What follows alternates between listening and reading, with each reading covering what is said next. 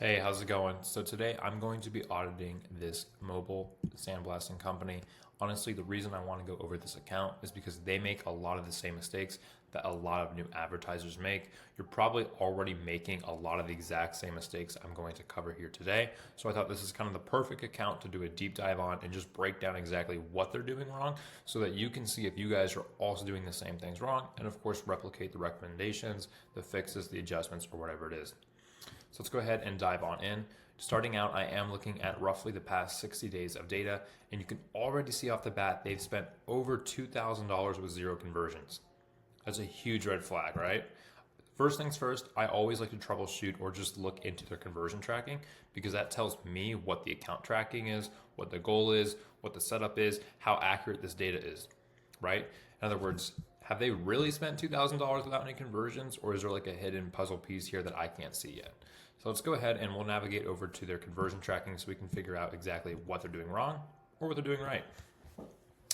Now loading this up, we can already see that they don't have any conversion tracking set up, right? Now I am scrolling through here. You probably do see a different conversion goal. However, these are not relevant to what we want, right? I'm gonna go ahead and highlight these here. These are not actually anything special. These are just auto-generated, auto-created by Google. They mean nothing, right? For one, this contact, this is from GA4. It has nothing registered. It's probably just a page load or it doesn't even work. Calls from smart campaign ads. Well, we aren't running smart campaigns in this account, so that's not relevant. It also has that lock symbol, so I know it was generated from Google, and you also can't get rid of it. Again, we have more conversion goals geared for smart campaigns and also Google hosted. This is not something the client set up. This is again generated by Google. And once again, another conversion goal generated by Google for map directions, which is not a lead. So not only do I know that they have zero conversion tracking set up, I honestly don't know if they've generated any conversions, right? Just because the account says 2,500 spent, zero conversions. Well, maybe they have gotten a couple phone calls or some form fills, but they were not tracking it, which makes my job a lot harder to go ahead and optimize and investigate what's going on here. First things first, they should absolutely set up conversion tracking for both ad extension calls and website calls, right? So they would want to set up both of those here without a doubt. Now, moving forward, they would also want to set up conversion tracking for website forms. This could be as simple as just adding in a thank you page and tracking the actual thank you page load so that whenever someone submits a form, they get redirected to that thank you page and then boom. So form submission, extension calls, and website call tracking is what they need to set up. Install the Google tags on their website and then go in here and align the conversion goals properly. So off the bat, we already know that they are not tracking conversions properly. Next thing to look at is to ensure that they have the majority of the auto apply settings turned off, which can be found in the recommendations tab. Go ahead and click any of these buttons up here, and then you'll see this little hidden button called auto apply. Now you want to make sure that you practically have everything here off, which they do, so that's great. We do not want these on. These allow Google to make a majority of changes to the account without us giving it permission. Sometimes those changes can be harmful.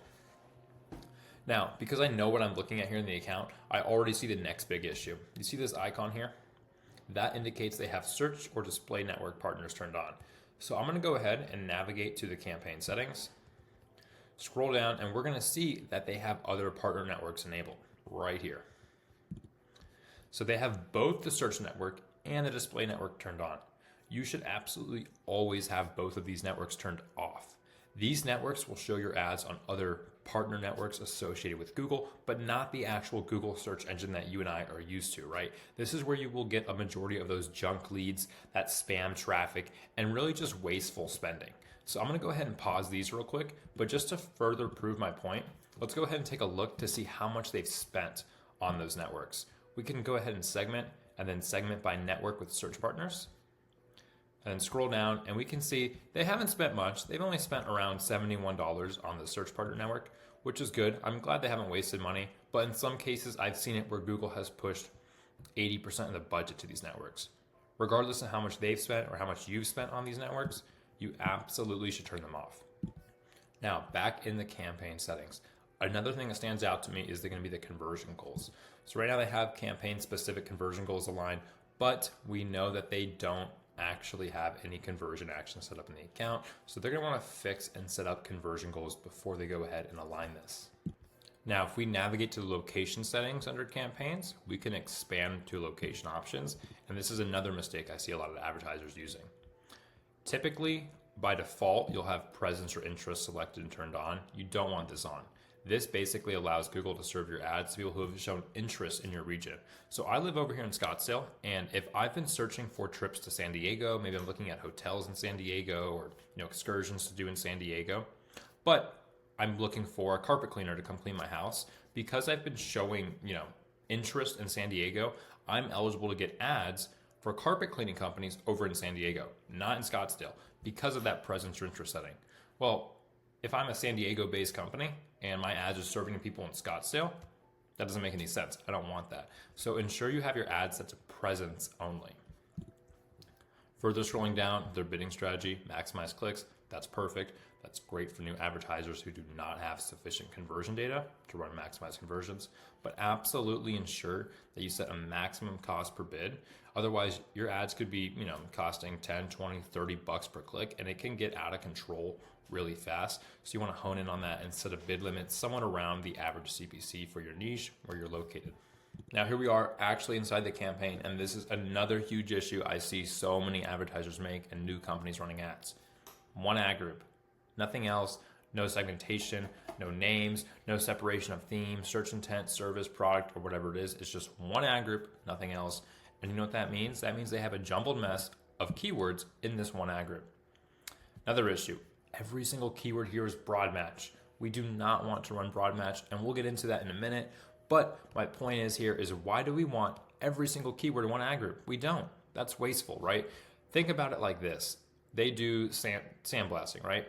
So in this instance, they're advertising for car rust repair.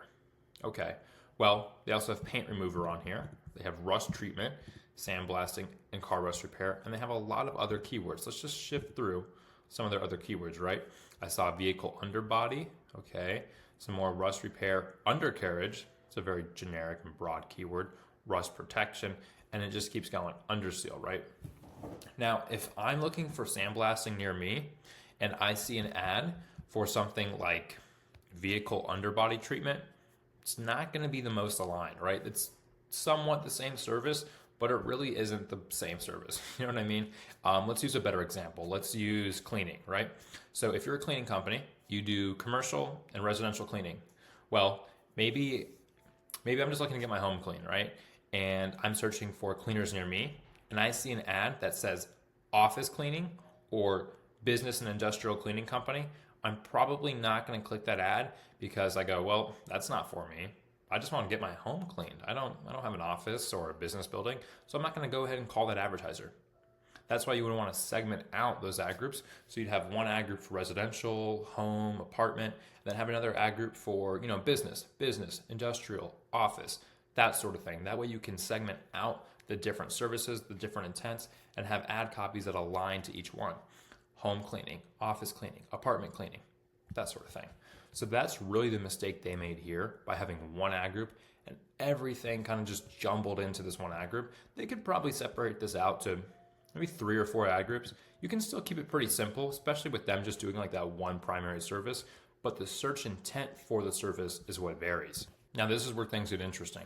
Because of the broad match majority of their keywords, we can see their search terms are completely out of whack. I mean, 90% of what I'm scrolling through here does not make any relevant sense to what they do. I mean, imagine this is your business and I'm just showing you exactly what your ads are appearing for and what you're spending money on. You'd probably be disgusted because you're like, the majority of this is junk, right? This is nowhere near what I actually want to be spending my money on. Now, it does get a little bit better when we sort by some more recent data since they've done some more refinement, but still, in general, you can just see how broad match takes your keywords and just kind of throws it around. It's very wasteful. That's why I heavily push for running phrase or exact match keywords, because you can really control the intent of the search term. You can control the keyword. It's easier to optimize. It makes adding in new keywords and negative keywords a whole lot easier. You really should just be avoiding broad match 90% of the time, unless you're just really experienced in what you're doing, or this account has a ton of negative keywords and a ton of history. Maybe broad match will work. But in this case, it is absolutely not working. It's showing their ads for a majority of wasteful keywords. Instead, they should pivot to phrase match or exact match And to be honest, they probably don't need 81 keywords or 89 keywords. This could probably be, sufficient just with 10, 20, 30 keywords, especially using that phrase match. And then you can further refine, upgrade, add in longer tail keywords, all of that through your search terms report here at the top. Continuing from what I just said, you can see here they have 0 negative keywords at all in this account. Not only are they making the mistake of running broad match, but they're not even trying to refine the account. They're not even making an effort to show for relevant, positive, service intent related terms. Negative keywords always should have negative keywords. You can even find like bulk negative keyword lists online of like 100 to 500 generic or what we call universal negative keywords. That even helps. I mean, you should even be shifting through your account, every day or every other day just to find like phrase match triggers. Like for example, maybe something like a product online, or I'm sure we can find some stuff like stripper. We don't need that. Some of these look good. Maybe how to could be negated, right? Dry ice, that may not be a service they offer for it. There's a lot of instances of negative keywords, even like hiring, salary, certificate, training, online, DIY, Amazon, Walgreens. Those type of negative keywords should be excluded so that your ads don't appear for when people are searching how to remove rust or DIY rust remover, right? You don't want those kind of things. Those aren't people looking for your service. Now, navigating to their assets and extensions, we can see a whole lot of other issues as well. We can kind of go one by one here, but there's 2 main things I want to point out. One, their images are all disapproved. This really isn't a huge issue that you're running into often. It's just because you can't have collages, but this is something you want to be aware of. Most businesses, by including images in their ads, they will significantly boost their click-through rate or their interaction rate. Absolutely ensure you have images properly running and attached to your ad account. Like these, these are fine, these are good. But just make sure you have quality images that are running and serving alongside your ads. It really does go a long way. Additionally, site links, this is another issue I see a lot of advertisers make. You can see here where it says source, these say automatically created, and then these here say advertiser. Notice the difference between the two. The ones made by the advertiser are good. They look good, they make sense, they have descriptions, they're perfect. These down here are weird. They don't make any sense. Swimming pools, heavy equipment, projects, about, swimming pools again. These are automatically created and generated by Google, which is a feature you want to shut off. This allows Google to basically crawl your website, pick out keywords, terms, or links, and throw it in as a site link, a call out, or a structured snippet so that it can run alongside your ad. Well, this doesn't make sense. If this guy saw this and he saw that his ads were showing the word swimming pools, he'd probably be really confused. Like, why is this happening? You want to ensure that this is off so that Google cannot create these automatically created site links for you. Now, how do you do that? On the far right of assets and extensions, under this more column, you're going to go ahead and click that. Click account level automated assets, and then you're going to navigate to it one more time. Upper right, more, advanced settings, and then here you can see all the account level automated assets that are enabled and running, and you can just one by one click off and then click save. Go ahead and ignore this little pop-up here, but make sure you turn all of these off as we absolutely do not want these. It's just very wasteful.